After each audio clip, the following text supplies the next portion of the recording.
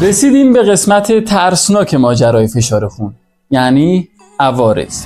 اگه فردی فشار خون بالا داشته باشه و خودش ازش بیخبر باشه یا خبر داشته باشه ولی درمان مناسب دریافت نکنه و رژیم غذایی و سبک زندگی مناسب برای پرفشاری خون رو رعایت نکنه، طی چند ماه تا چند سال آینده عوارض وحشتناکی در انتظار اعضای حیاتی بدنش خواهد بود. یعنی قلب و مغز و کلیه‌هاش در این شرایط بسیار آسیب پذیر هست. البته منظور از عوارض وحشتناک هم عوارضی هست که میتونه به کاهش شدید کیفیت زندگی فرد و در نهایت مرگ اون منجر بشه. اما بیایید ببینیم این عوارض وحشتناک چیا هستن.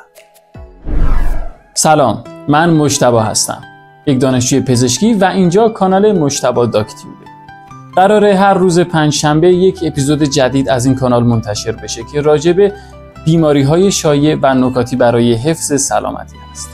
البته پنجشنبه هفته گذشته و کلاً هفته گذشته نتونستم ویدیویی آپلود کنم به دلیل شرایط جنگ و اینکه اینترنت ها مشکل داشت.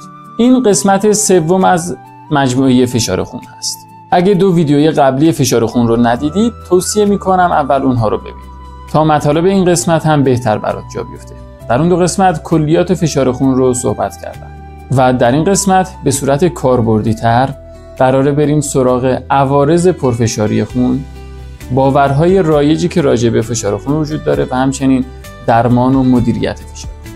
پس تا انتهای این ویدیو با من همراه باشید.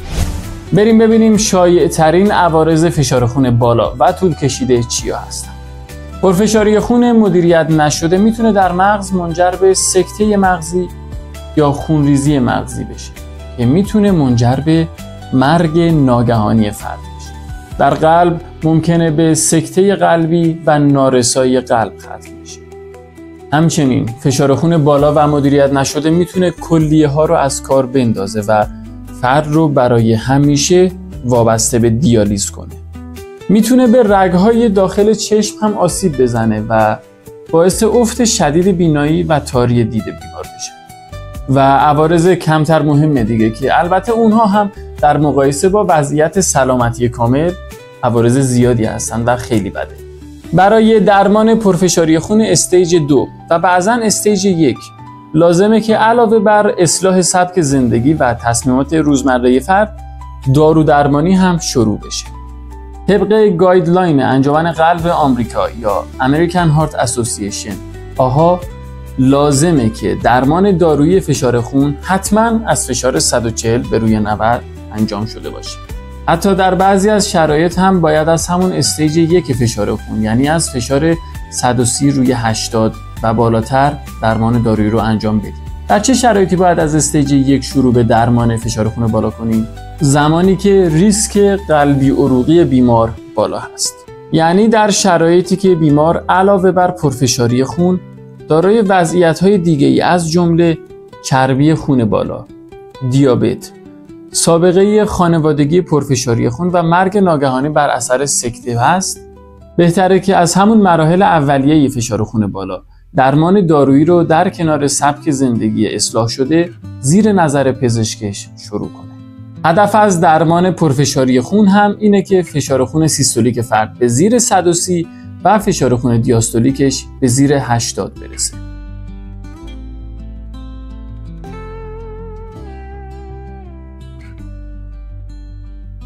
بریم سراغ بعضی از باورهای نادرست ولی رایج راجع به فشار خون. شماره 1: دکتر، من چون علامتی ندارم پس طوریم نی؟ نه خیر.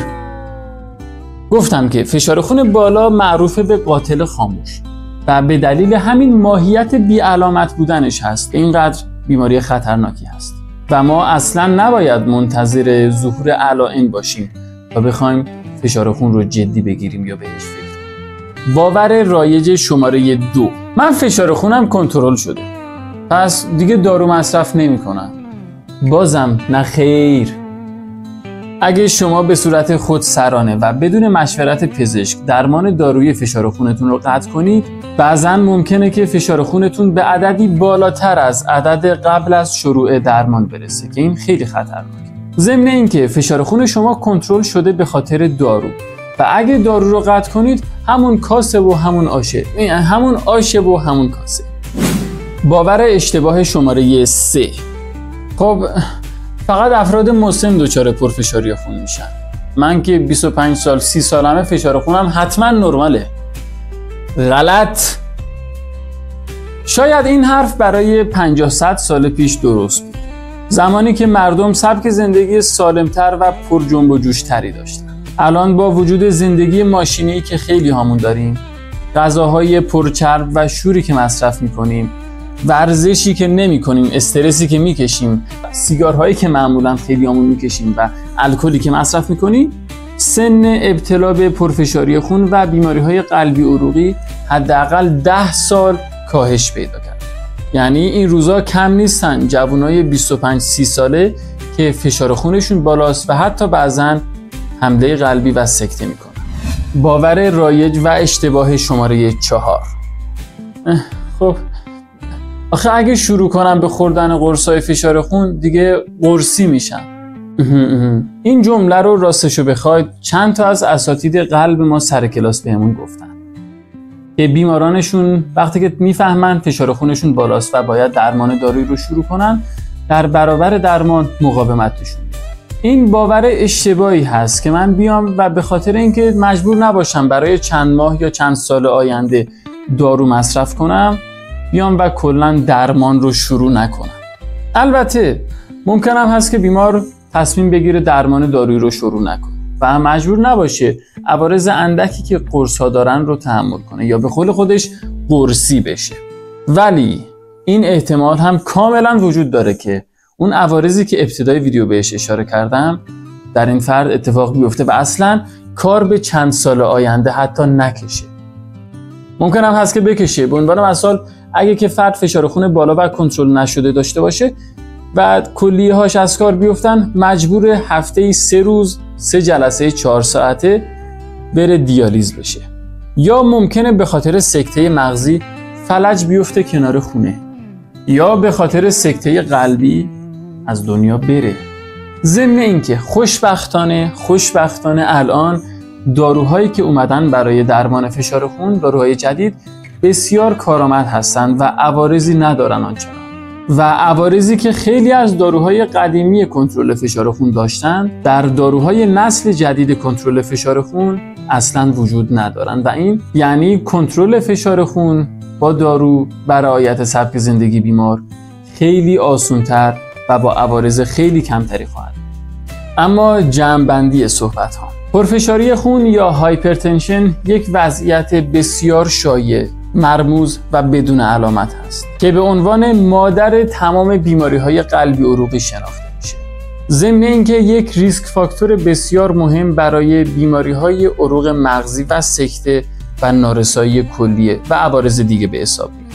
اما خوشبختانه پرفشاری خون یکی از قابل کنترل ترین بیماری هاست و با تشخیص به موقع و لحاظ کردن اصلاحات لازم در سبک زندگی از جمله کاهش وزن، کاهش مصرف نمک، مدیریت استرس و خواب کافی و مصرف نکردن سیگار و الکل همراه با مصرف دارو زیر نظر پزشک، تقریبا میشه گفت جایی برای نگرانی باقی نمیذاره. خیلی ممنونم که تا انتهای این ویدیو با من همراه بودید. اگه این محتوا برای شما مفید بود و احساس میکنید میتونه به دیگران هم کمک کنه، میتونید با لایک کردنش و به اشتراک گذاریش با دوستان و عزیزانتون نقشی در افزایش آگاهی عمومی مردم در برابر پرفشاری خون یا قاتل خاموش داشته باشید. همچنین با این کار میتونید از تولید این محتوا به رایگان حمایت کنید. اگه هم سوال یا ابهامی راجع به صحبت‌ها براتون به وجود اومده، میتونید از قسمت کامنت ها استفاده کنید و سوالاتتون رو بپرسید. تا جایی که بدونم و بلد باشم سعی میکنم جواب بدم. تا ویدیوی بعدی، فشار خونتون تنظیم، تنتون سالم و جیباتون پر پول.